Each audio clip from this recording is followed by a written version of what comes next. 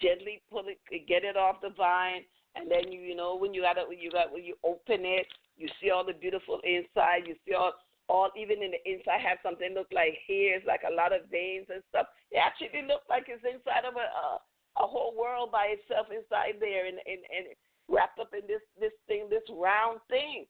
Looks like the moon, like the sun, like like the world. And that is the human being. That is the human being.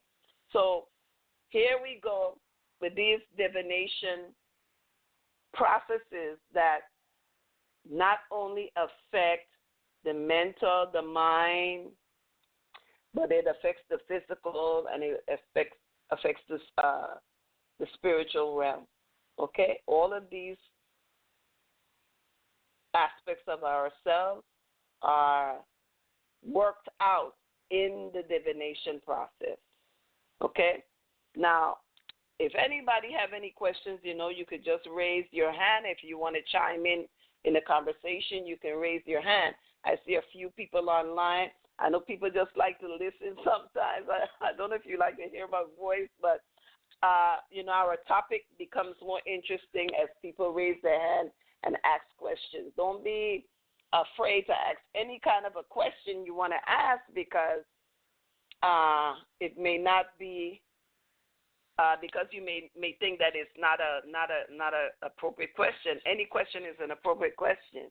No question is a silly question, as simple or as complex as it may be. And each one teach one. So if you want to raise your hand to ask a question, you can just simply press 1 on your keypad, and I'll be glad to pick your call up. Okay? Now, why do we want to have divination as a spiritual form of counseling? One of the most key reasons is to be forewarned. Forewarned is to be armed. Okay? That means it's to be ready. This aspect of being able to tell the future is some real stuff. And I'm saying it, and it's not just a guessing game. It's all like these mathematical computations that are being made that make the likelihood of this happening in the future. Okay? All the different things are put together, like calculated, and then after it's calculated, then what? You get this. Okay?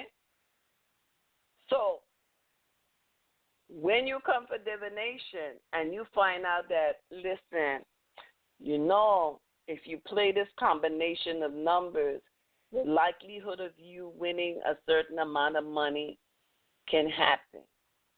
If you get this divination, it says, listen, if you don't put this into order by this time, the likelihood of this happening can happen. Okay? And a lot of people like to test these things, and I myself, I don't suggest the test.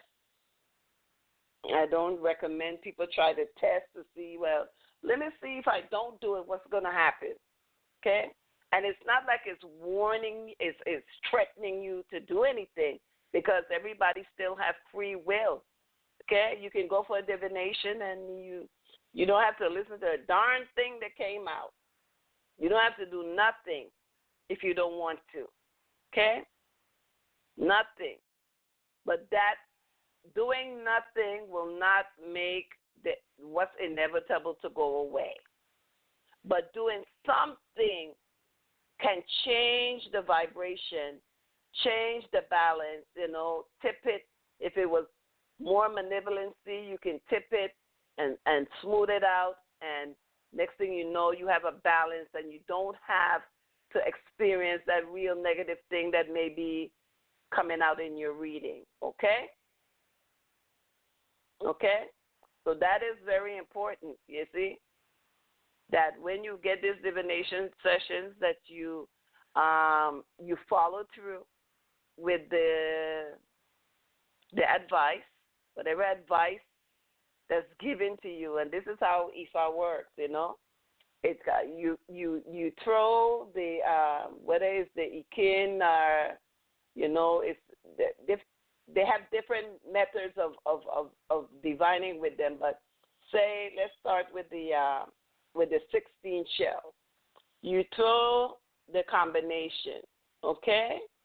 You throw the combination, and a sign comes out, okay?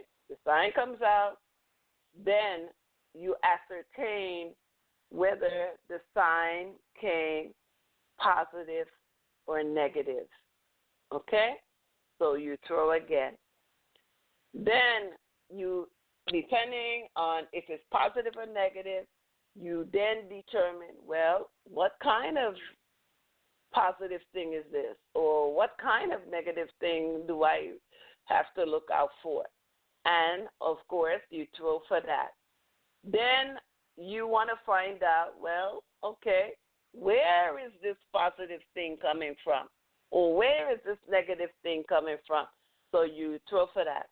After you find out all of that, then you can look at the back end of the sign that came out and find out, well, what is the solution to that?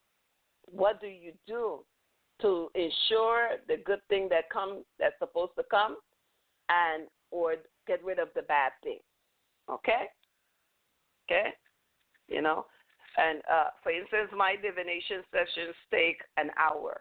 Just like if you go to the doctor office and you go to the psychotherapist and you sit down for an hour on the couch, and then you just pour your heart out, and you know how the psychotherapist does. The psychotherapist says, okay, so you're not feeling well today, you've been depressed. And tell me about that. And then you start, oh, yes, my husband this, my son this, and my bills this, and it's just too much, and, you start crying and everything, and they say, oh, okay, here's a napkin. And they don't say nothing. They don't give you that, but they just jot it down on the paper, because what they're doing is diagnosing you. They're trying to see, the way that you answer them will tell them what type of drugs you need to stop you from acting all, the way, So that's what they do. So the divination session, they don't have to analyze you, the person, based on your reaction, because a lot of times people come, and the divination gives you a reaction. What the diviner says to you gives you a reaction. You start, some cry, some laugh, some are like so happy, some get sad, some even get angry at what they hear, because it more gets to the truth of the matter. Okay, so you're listening to True Talks with Ofe, and our topic is divination, a spiritual form of counseling and therapy, and our program is being sponsored by American Ifa. You can find us on Facebook. Okay, someone raised their hand, and I'm going to bring them on. I'm so happy we have a brave soul here going to speak with us tonight. Area code 302. You're on the air with True Talks with Ofe. Oh, good evening. This is Odette in Delaware. Oh, lovely, Odette. How are you? Yes, very good. Okay. Thank you. I wanted to talk because I've had many different types of divination, and I may be a little biased towards the type of divination that they have in Haitian Voodoo. But I've had the divination, like by the Babalero, where they give you your Odu, and then you need to do the Igbo. And I'm going to tell you, when you say to me, like, somebody might want to have a divination monthly, not when you have to do the Igbo. Because, they might tell you, okay, Ogun want a dog. Okay, that's going to cost you $900. Who's going to do that monthly? Like, I find that the Igbo is so expensive with Ifa. The Igbo is so expensive that is required. And then if you don't do it, they say, okay, you're going to have bad luck for this one. Even your children, even your dog, everybody going to have bad luck something. The dog don't like that. She don't like that. She said she's not going to have bad luck. That's why the dog is barking now? That's right. She don't claim that. She said, not me. But but that's what they try to tell you. Yeah, I understand. I understand that, and that's, you see, that's because, of the mindset of people. The mindset, and I'm, not just the people that are coming looking for the divination, but also for the diviner. That the people that are coming looking for the divination, they're coming when they're in a state of utmost crisis. They're coming when, they're looking for like a miracle thing that I talked about earlier. They're looking for this miracle to happen. So here comes this, this big thing that they're expecting even. Sometimes even, and this is from my own experience, when I tell people they need to bring me something like simple, like a pumpkin and something, in their mind they're like, what the hell are you talking about, lady? I'm thinking you're going to, I think you're going to, tell me, it's like I'm paying for liposuction surgery, that's thousands of dollars. And, they think I'm going to tell them this is the cost of this thing that I'm going to do to you because, and they figure in their mind that this simple thing is not going to work.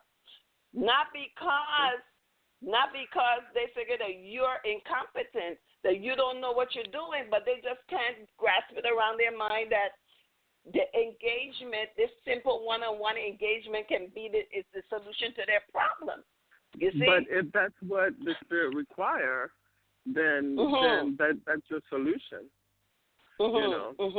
If the spirit require, some honey, some rum, and a pumpkin, then that's your solution. It doesn't have to be expensive. But I find that usually the Igbo, they tell you it's going to cost you hundreds of dollars. And they say, like they have to do it. They have to perform it sometimes. Yeah, well, that's the thing I find that I don't like about the divination from the Ifa. Like in other divinations, like in Haitian voodoo, when they call the spirit and the spirit speaks to you, the spirit may tell you, go get this herb, that herb, this herb, make a tea, do this, do that. And all you have to do is either go buy the herb or find the herb. They're gonna give you a solution, or they're gonna do something to help you. They're not gonna say pay $5,000 for this Igbo. I mean, you see? I understand you quite well. There's a lot of things that people and can do for themselves. That it's very simple ebos that they can do for themselves. But I find that the Babalero, he don't want to tell you, go get this herb or that herb, because that's the knowledge he used to feed his family. So he don't want to give it to you, even though the spirit tell him to do it. So you required to tell that person. Yes. But they don't do it. They say they have to do it, and you have to pay them, $500 or whatever, And it's something that you can do for yourself, or something that to me, it's the Igbo. That's is the Igbo that hinges on the, it's just like when you go to the regular therapist. The therapist say, okay, you got to do this 5 times a day. They give you like a worksheet or something and say, listen, you got to do this 5 times a week, and next week when you come to me, I want to see when you did this between this, here's your chart. You do this between this time and this time. So in that effect, it's very interactive. When people go to the Babalawo in a serious crisis, they're not looking to work out over time their problem. They're looking for an immediate solution, and that's where the Babalawo say, well, okay, your immediate solution requires me to kill a dog, excuse me, for example,